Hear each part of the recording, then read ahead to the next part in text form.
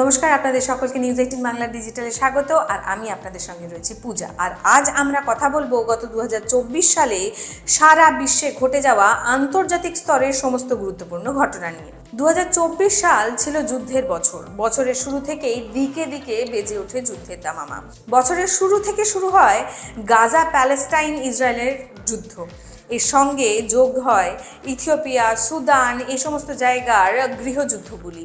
এর সঙ্গে আরও জোরে চলতে থাকে রাশিয়া ইউক্রেনের যুদ্ধ। আন্তর্জাতিক স্তরে এই একাধিক যুদ্ধের কারণে বিশ্ব শান্তি পড়ে বড় প্রশ্নের মুখে।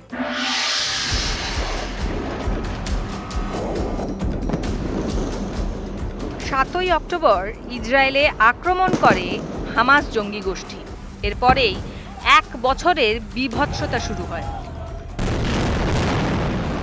গাজাকে প্রায় ধ্বংস করে ইসরায়েলি হামলা। সারা বছরে 40,000-এরও বেশি সাধারণ মানুষ প্রাণ হারিয়েছে গাজায়। গাজা থেকে লক্ষ লক্ষ মানুষ নিজের প্রাণ বাঁচাতে মিশরে ঠাঁই নিয়েছে। বিশ্ব রাজনীতিতে ইসরায়েল গাজা পরিস্থিতি দেখে পরিষ্কার হয়ে যায় যে ইসরায়েলের হামাসকে শেষ করার লক্ষ্যেই ধীরে ধীরে ধ্বংসের দিকে এগিয়ে যাবে গাজা। এই পরিস্থিতিতে যুদ্ধবিরতির পক্ষে রায় দেন রাষ্ট্রনায়করা। এরই মধ্যে প্রাচ্যের রাজনীতি আরও অশান্ত হয়ে ওঠে। আরব ঐক্যে ফাটল প্রকাশ্যে আনে ইসরায়েলের সঙ্গে আমেরিকার দ্বন্দ্ব। একই সঙ্গে ইসরায়েলের বিরুদ্ধে আরও আক্রমণাত্মক হয়ে ওঠে ইরান ও তার বন্ধু দেশগুলি। এর মধ্যেই রহস্যজনকভাবে মৃত্যু হয় ইরানের প্রধানমন্ত্রী ইব্রাহিম রাইসির। ইব্রাহিম রাইসির কপ্টার দুর্ঘটনা খামেনির রাজত্বে এক বড় ধাক্কা। এই সময় খামেনির শারীরিক অবস্থার অবনতির কথা কানাঘুষোয় শুনতে পাওয়া যায়। তারই সঙ্গে গুঞ্জন ওঠে ইরানের রাজসিংহাসনে তবে এবার কে?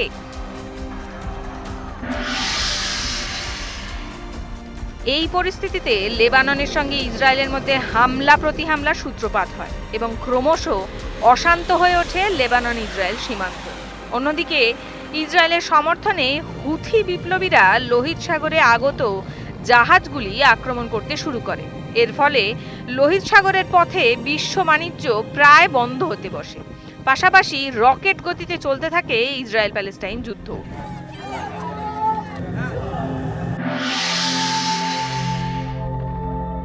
আবার এরই মধ্যে পৃথিবীর অন্য একদিকে সুদানে সেনাদল ও প্যারামিলিটারি সাপোর্ট গ্রুপের ব্যাপক যুদ্ধ শুরু হয়। তাতে প্রাণ হারায় বহু সাধারণ মানুষ। এই গৃহযুদ্ধের জেরে সুদানে 70 লক্ষ মানুষ ঘর ছাড়া হয়। জেনোসাইডের মতো ভয়াবহ অবস্থা ফের ফিরে এসেছে সুদানে। এখানে বেঁচে থাকার জন্য যৎসামান্য খাবার পেতেও সেনাদের কাছে ধর্ষিত হতে হয়েছে সাধারণ মহিলাদের।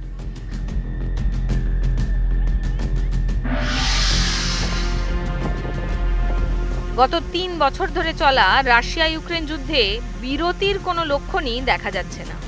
এখন ফের প্রতি হামলা শুরু করেছে ইউক্রেন। রাশিয়া ইউক্রেনের যুদ্ধের মাঝপথে ইউক্রেনের বেশ কিছুটা অঞ্চল দখল করে নিয়েছিল রাশিয়া। এরপর পাল্টা হামলা শুরু করে কিয়েভ। ধীরে ধীরে ফ্রন্ট 600 মাইল এগিয়ে গিয়ে নিজেদের জায়গা ফেরত নেয় জেলেনস্কির সেনা। চলতি বছরের শেষের দিকে ধীরে ধীরে খানিকটা শান্ত হয়েছে রাশিয়া ইউক্রেন সীমান্ত। ডিসেম্বর মাসের শুরুতেই রাশিয়া প্রধান ভ্লাদিমির পুতিন জানান তিনি মার্কিন প্রেসিডেন্টের মধ্যস্থতায় শান্তি চুক্তি করতে রাজি। কিয়েভের প্রতি পাশ্চাত্যের দেশগুলির সমর্থন ধীরে ধীরে ফিকে হতে শুরু করেছে।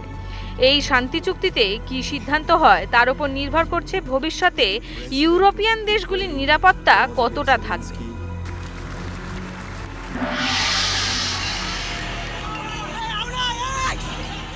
এরই সঙ্গে বছরের মাঝামাঝি ঘরের কাছে শুরু হয় অশান্তি।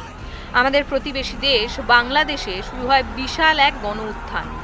বাংলাদেশ শিক্ষাক্ষেত্রে সংরক্ষণের বিরুদ্ধে এক বিশাল ছাত্র আন্দোলন সংগঠিত হয়, যা ধীরে ধীরে দেশ জুড়ে সর্বসাধারণের বিদ্রোহে পরিণত হয়।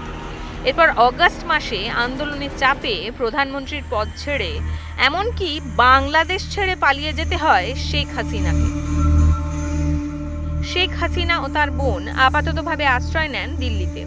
বর্তমানে বাংলাদেশে সাধারণ মানুষের নির্বাচিত অন্তর্বর্তী সরকার দেশ চালাচ্ছে, যার মুখ্য উপদেষ্টা পদে আছেন নোবেলজয়ী মোহাম্মদ ইউনূস। এর এরই সঙ্গে বাংলাদেশ লাগোয়া আরও একটি দেশ মায়ানমার, সেখানেও একই সঙ্গে প্রায় শুরু হয় অশান্তি। 2021 সালে জুন্টা গোষ্ঠী মায়ানমারের সরকারে আসে। এরপরেও একাধিক বিদ্রোহী গোষ্ঠী ভিতরে ভিতরে এক বড়সড় অভ্যুত্থানের প্রস্তুতি শুরু করে, যার প্রতিফলন ঘটে 2024-এর শেষের দিকে। মায়ানমারের সঙ্গে সঙ্গে সাহেল, নাইজার ও ইথিওপিয়ার মতো পিছিয়ে পড়া দেশগুলোতেও জুন্টা গোষ্ঠীর উত্থান দেখা যাচ্ছে। 2024-এ অন্যতম বড় ঘটনার মধ্যে একটি হলো মার্কিন প্রেসিডেন্ট জো বাইডেন ও চীনা প্রধানমন্ত্রী জি জিনপিং এর সাক্ষাৎ। এটি দুই দেশের মধ্যে ক্রমাগত বাড়তে থাকা দ্বন্দ্ব সমাধানের ক্ষেত্রে একটি ধাপ বলে মনে করা হয় বিশ্ব রাজনীতিতে। তবে এশিয়া প্যাসিফিকে পূর্ব ও পশ্চিম দুই ভাগে দুই দেশের সর্বক্ষণের সজাগ পাহারা রয়েছে দুই হকের। এরই মধ্যে অশান্ত হয়ে উঠেছে তাইওয়ান। দক্ষিণ চীন সাগরে ক্রমাগত চীনা ও মার্কিন জাহাজ ও বিমানের মুখোমুখি সংঘর্ষ লেগেই চলেছে।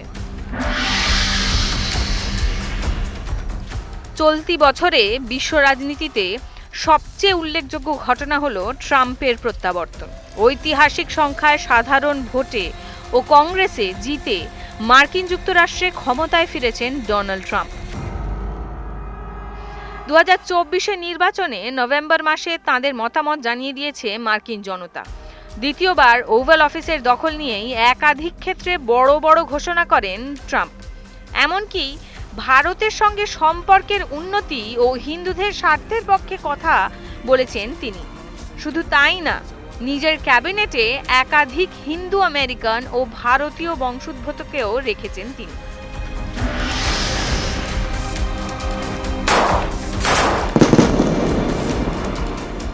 যুদ্ধ কি মিটবে? নতুন বছরে যুদ্ধবিরতির ঘোষণা হয়ে শান্তি কি ফিরবে বিশ্বের আনাচে কানাচে? বছর শেষে আপাতত এই প্রশ্নই ঘুরছে মানুষের মনে। এরকম আরো নানান দেশ বিদেশের খবর জানতে চোখ রাখুন নিউজ 18 বাংলা ডিজিটাল।